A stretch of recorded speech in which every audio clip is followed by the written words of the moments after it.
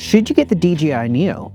Yes, absolutely. If you don't want to watch the entire video, here's the answer. Get it. Get it now, and I'll tell you why. I have a bad habit of buying gear like the Insta360 or the DJI Pocket 3. You know, stuff that looks cool, gets used once, and then lives in my bag, and that's why it surprised me. I saw this thing and it was $150 and I thought, all right, low risk. I didn't want to buy the Gen 2 because I wasn't even sure if I'd use it. And it turned out that was a wrong mindset because this thing is absolutely used constantly. If you're going on a solo trip, if you're traveling alone, if you need a camera operator and you can't afford one, get this thing. It follows you, it just works. You get shots you literally cannot get by yourself. And here's the story that made it a 10 out of 10 purchase for me. I was at the Devil's Bridge in Arizona. If you've been there, you know how high it is. If you fall, you're done. Your life is over. So I put the DJI in circle mode.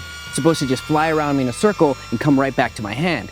But I was standing just a little bit too far out, and when I put my hand out, I would have had to fall off the bridge in order to catch it. And instead of it landing in my hand, it started dropping down and going down and down, straight into the canyon, and I started freaking out. I thought it was gone. Immediately I was thinking, well, this is $150 I'm just throwing straight in the trash. But here's the crazy part. While I was still in the air, already dropping, I pulled out my phone, connected to the app.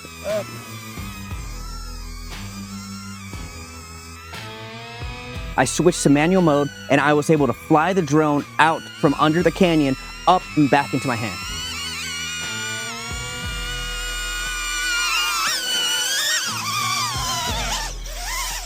Mid-flight, no signal issues, no panic lag, it just worked and I couldn't believe it. Now that moment alone just sealed the deal completely. Since then, I've been having an insane amount of fun with this thing. It's changed how I film everything. If I'm walking somewhere, it follows. If I enter a building, it follows. If you want movement without stopping to set up a tripod, it follows you. There's no friction, no setup headache, no breaking your flow. But here's the best part, you don't need the Gen 2. Of course you can get it if you want it, but for $150, I think I paid maybe $180 with the extra batteries. This is honestly one of the best purchases I've ever made, ever. And I don't have a single bad thing to say about it. If you're a solo creator, if you travel alone, if you want camera movement without hiring someone, if you want footage you otherwise would not be able to get, do not overthink it, get this thing. This thing earns a place in your bag immediately. And for $150, this is a steal.